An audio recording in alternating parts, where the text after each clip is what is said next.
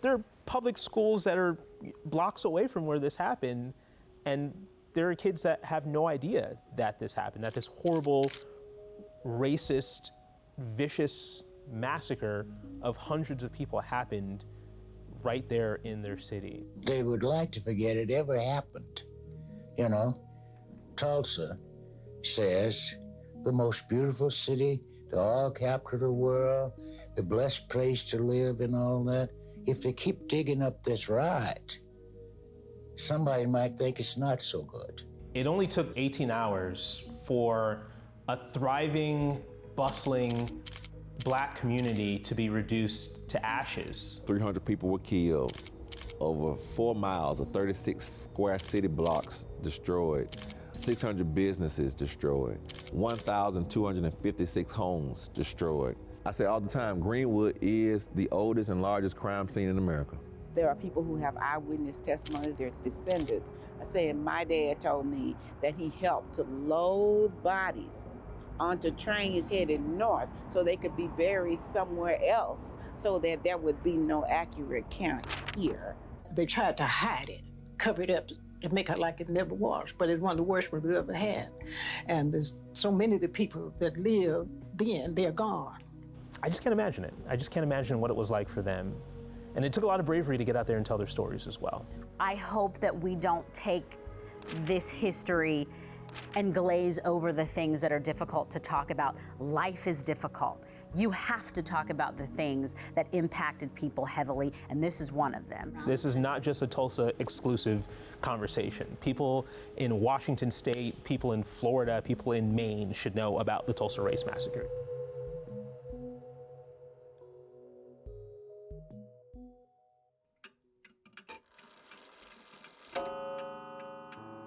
When we talk about Black Wall Street, that's the point of pride there, is that it was the epicenter of Black wealth in this part of America. This was the mecca of the Black experience in the Midwest in the teens and 20s. People came here from all over the country to have opportunity because Oklahoma at that time, this was still the Wild West. That's the interesting thing about Greenwood. Greenwood was more than a street. Greenwood was a dream that represented something for the whole nation. The Greenwood District was established by a man named O.W. Gurley. And Mr. Gurley got 40 acres of land, and his stipulation was only Black people can buy this land. So that land was by the Frisco Railroad tracks. And because Black people were segregated to just one part of the city, a big bit of the business dollars that were being spent in the Greenwood District. So that people became quite wealthy, or people were, because of necessity, spending their money in their own communities. People in Greenwood were prospering. This is the height of segregation. You could not set foot in downtown Tulsa if you were a minority and you did not have a working permit. If you did, you were subject to fine and imprisonment. There were no people of color of any kind who were not in a service capacity in downtown. We had our own business, and we had our own theater and grocery stores and dry goods stores, had business of all kinds, because we were not allowed to purchase things in downtown. But because of that prosperity that was happening in the community, that also becomes a tension of jealousy. And so this was based on race, solely based on race. A lot of white people were looking at this affluent community and wanted to get rid of it, wanted it to be wiped off the face of the earth. How does this happen? It really just takes one spark. It started in the Drexel building with a shoe shiner named Dick Rowland. There's an altercation with him and a white elevator operator named Sarah Page. He gets in, appears to have stumbled the walkway between the outside of the elevator and getting on, stumbles and grabs her hand, she screams, and someone hears this, and this is reported as an attack. And so this creates the narrative going through the community that a black man has attacked a white woman. So, the white community comes in big numbers when he's arrested because of this. We see a black mob thinking that Dick Rowland is going to be lynched instead of see his day in court. We see white mob come to meet that black mob. There was a shot that was fired, and then the massacre broke out. They started shooting with one another there on 6th and Bowling, of course. When they started shooting, everybody scattered. Negroes decided that they were going to stop at Frisco Tracks and Cincinnati and make a stand. But they were outnumbered, and naturally they were pushed on back. It escalated to when the white community invades the African American Greenwood community, demanding that people come out of the house and saying, if you don't come out of the house, we will burn the house, we will kill the ones who are in the house. They set our house on fire and went right straight to the curtains and set the curtains on fire. When my mother saw them coming, she says, you get up under the bed. I was shot at. The bullet hit the wood and the splinters split me into my arm. I saw where it was coming from, and of course, we tried to return some of their courtesies. I remember seeing people get shot. A lot of the eyewitnesses talked about bombs dropping from the skies. Airplane came and dropped. Guess we would call them fire bombs now, gasoline in jugs and set them afire, So that's how the blacks were driven out of Greenwood. Their claims over the years were refuted. It's the conspiracy of silence. I don't think that White Tulsa shows up very well in the true story of the riot. And people don't like to discuss something that casts aspersions or brings some kind of discredit on them. John Hope Franklin was one of our country's most established and revered historians. He worked along the likes of Martin Luther King Jr., Thurgood Marshall, so many titans of the 20th century. We had narratives passed along through family stories where the families would say, this is what happened. This is what my grandmother told me. This is what my mother told me, or my father told me. And so we had those stories. People discounted them because they were narrative. They trusted more the findings from Buck Colbert Franklin, and those are held at the Smithsonian. Buck Colbert Franklin was a lawyer in town at the time and kind of wrote this 10-page memo of his account of what was going on that night and what he heard and what he saw. And this is a part of it. From my office window, I could see planes circling in midair. They grew in number and hummed, darted, and dipped low. I could hear something like hail falling upon the top of my office building. For those who are more documentarian historians, it made it something that's a little more credible from an eyewitness who saw it. This is the first time that we're attacking with airplanes a community within the United States. We're attacking our own. This is the first documented time where we're doing that. Initially, the death toll was around 36 people killed in the massacre. But in 2001, you had the release of the Tulsa Race Riot Commission report, and the estimates there put the death toll upwards of 300. So 10 times the initial amount of people killed in this massacre, potentially. No one was spared. This was, babies were attacked, children, adults. And there was never anybody brought to justice. No white Tulsans were arrested or charged with anything. Hundreds of people died, thrown into a mass grave, their property destroyed, and nobody has ever been held accountable for it. We were just roaming around out in the woods out in North Tulsa. Much of the area, the 35 to 40 acres, had been burned down. Hospitals had been burned, so there was nowhere for the African American community to go. And this happens over an 18-hour period. In the aftermath of the massacre, thousands of survivors were rounded up and brought to these internment camps. And among those people was Mabel Little. And she told us about her experience when KOCO spoke to her back in the 80s. We left our home. We went north. We kept going north. and where until the militia came, they brought us back in trucks. My husband's uncle was put in an internment camp, and a white man had to sign for a black person to get out of the camp. And a white man said, "This is my brother," so he could get out. When a community is burned, everyone can see it, everyone can smell it, everyone can see the effects of it the next day, the next week, the next month, the next year. Everyone was affected. We've owned this parcel of land, 309 North Greenwood Avenue, since 1908. We are the oldest continuous landowners in the entire Greenwood District. Our basement is the only thing that survived the worst race massacre in American history. They didn't wait to rebuild right away.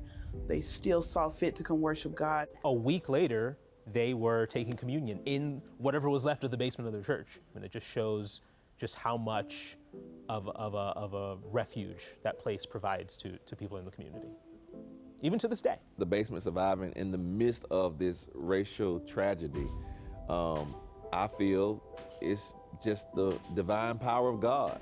I know that there was some architectural ingenuity involved in it, but he chose Vernon, and he chose a basement. It reminds me of the text that says, "The stone the builders rejected has become now the chief cornerstone." And so I think Vernon was spared to show God's glory. Reverend Dr. Turner took me down to the basement, and you could see in the basement a window that was still there where he said people that were escaping the massacre came through to hide from the angry white mob. Mecca is our weekend evening anchor here at KOCO5. She's been here longer than I have, well loved and in the community here, very connected and plugged into the community. I knew more about the Tulsa Race Massacre than I knew. Downstairs, they have jars of soil where people were killed. They may not have been able to save people. They may not have been able to give them the proper burial, but what they could do was take some of that soil and save it and be able to share part of that story in that way. And that's heavy. And I think that's what I felt walking through the basement of that church is heavy. Heaviness of what hatred can do. It was a surreal moment. You knew that you were standing in the middle of history. You were standing in the middle of sacred ground.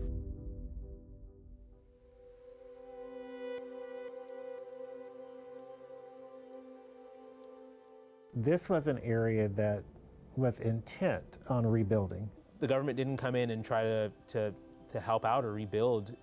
Things were burned down and left in ashes. Certain ordinances only allowed them to build and use certain materials. He advised his clients to build. Build with orange crates, boxes, anything. Build. And when they would be arrested for violating the ordinance, my father would go and spring them, as we say, get them out of jail.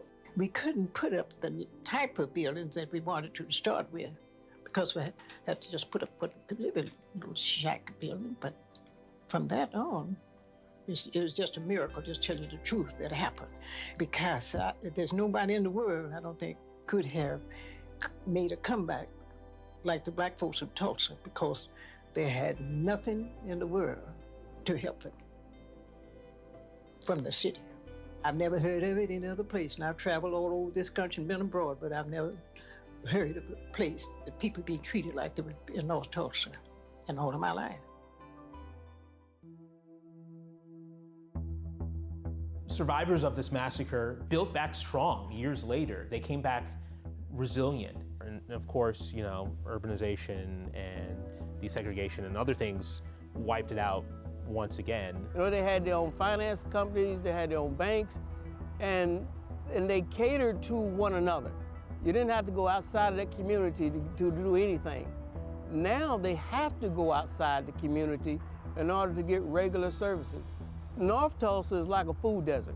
Urban renewal and urbanization, these highways, this is what destroyed Black Wall Street. It's about a block right now from its former glory. There's not a lot left of it. You see the plaques on the ground in front of where businesses used to be, and that it extends all the way down Greenwood, all the way throughout the OSU Tulsa campus. And it's amazing to just wrap your mind around what it used to be. And it's incredible when you think about what Black people were able to do back then at that time. And to go there and not be able to see exactly what they created, it's painful. It's painful to know that hate could take out lives, could take out the future from the people. They basically robbed the people of everything they had.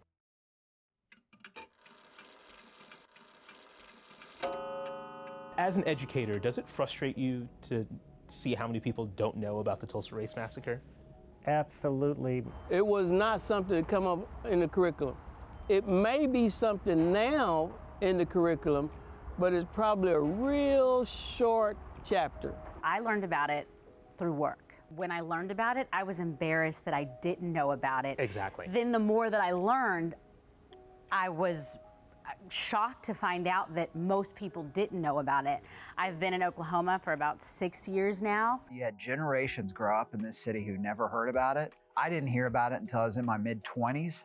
And now there's been more written about and reported on this event in the last 5 years than there were in the previous 95 years combined. Once it gets spread outside the community, then it's going to be too hard to keep it down, too hard to suppress, and then you've got to deal with it. There's a push by the library system and others in the community to incorporate this into the curriculum, to get education kits out to teachers that may be struggling with how to teach the massacre, especially to younger kids. We should know our history, and Black history is history in general.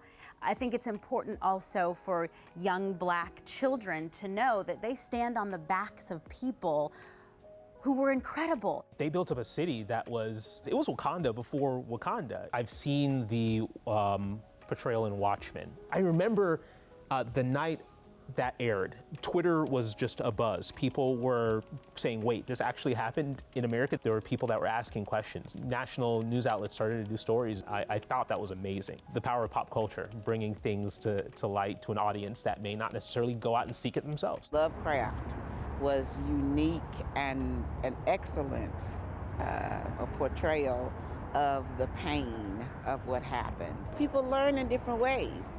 There are people who learn by seeing. Kinesthetic learners, they learn by doing. So all of that is important to reach in every area of getting the message out. And so I appreciate that. And that all moves it forward. With it being the 100-year anniversary, I feel like there are a lot of people who are interested in supporting the things that are happening here, and it's awesome to be sharing this history, and everybody needs to know. What happened in the race massacre is that civil order completely broke down and was overwhelmed by hatred, and people lost their homes and their lives as a result of that. And that is absolutely something that can still happen today. You look at, just tying it into today, the George Floyd verdict, the Derek Chauvin trial. You look at the police narrative that was put out after it, completely different than what you found out in the trial and what people shot on their phones and what eyewitnesses saw. And that just shows how important it is to speak your truth. That's all we have in general. We just make it official, whether it's a television station, a magazine, or a newspaper. That's a conversation that we've had. That's a story that was shared. So we know how important the stories and the eyewitness accounts are to share from person to person to person. We just get to do it in an official way. For so long, what happened here on Black Wall Street went untold. Fear and unbearable pain in the aftermath. The language has changed now. Nobody in civilized company, as I like to say, refers to it as a riot anymore. Pretty much it's always called what it is, a massacre, really attempted genocide. The Library of Congress and the University of Oklahoma got the name officially changed in the United States of America from the Tulsa Race Riot to the Tulsa Race Massacre. Why has it been called a riot all these years rather than a massacre? It's good to see those changes. What happens next is the question. I'm hopeful, I'm optimistic about it, but it's a slow process, and I'm sometimes discouraged about the slowness of the process. We haven't had a district attorney in our city's history that's ever even investigated the race massacre. We haven't had an attorney general in our state's history that's ever investigated the race massacre. And how can you not investigate the worst crime in your city, state's, or nation's history? How can you not investigate the first time airplanes were used to drop bombs on American soil in this country's history?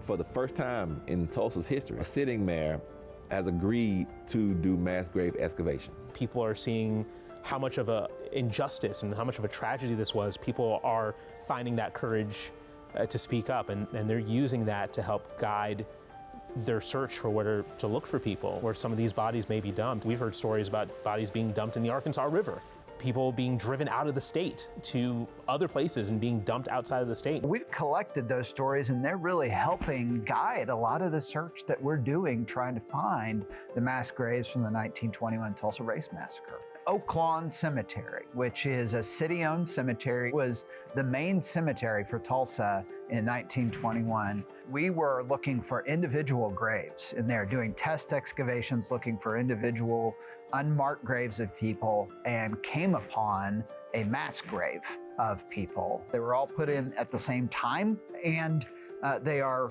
directly next to the only two known marked graves of race massacre victims. We will start an exhumation of that site. Best outcome, as far as we're concerned, is that DNA could be identified within these remains, and we could find their descendants, and these descendants could finally know what happened to their ancestors who disappeared on that night a century ago.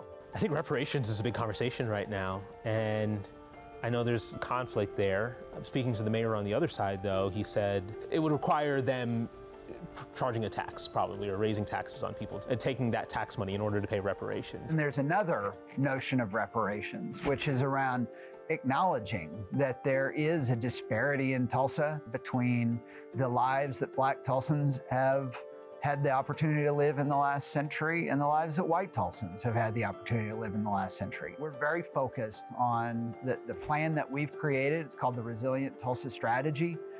It's the city's first ever strategic plan to address issues of racial disparity in our city. These buildings didn't burn themselves down. These folks didn't kill themselves and dump their bodies in mass graves. People did that to people, and those folks who did it never have ever been charged with a crime. There is no expiration date on morality. If we can admit the Tulsa Race Massacre, which is one of my biggest fights now, is wrong, then why can't we also agree that something ought to be done to atone for it? Atonement is synonymous with reparations.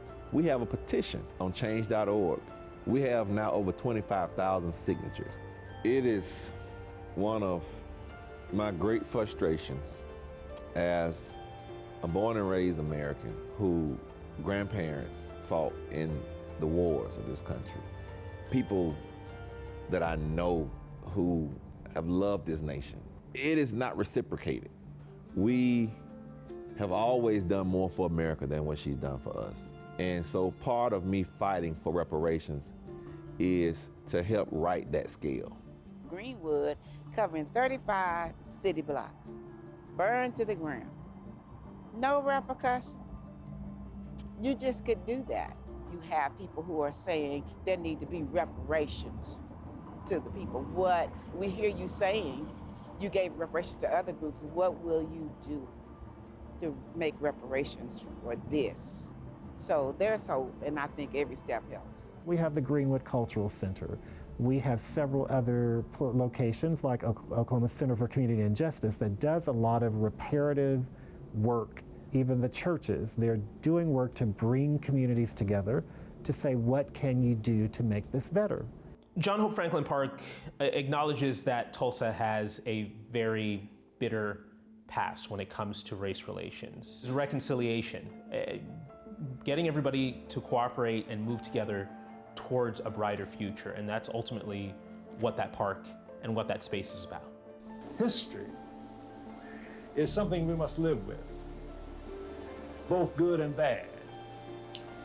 And the bad history helps us overcome it, and we can then perhaps make good history.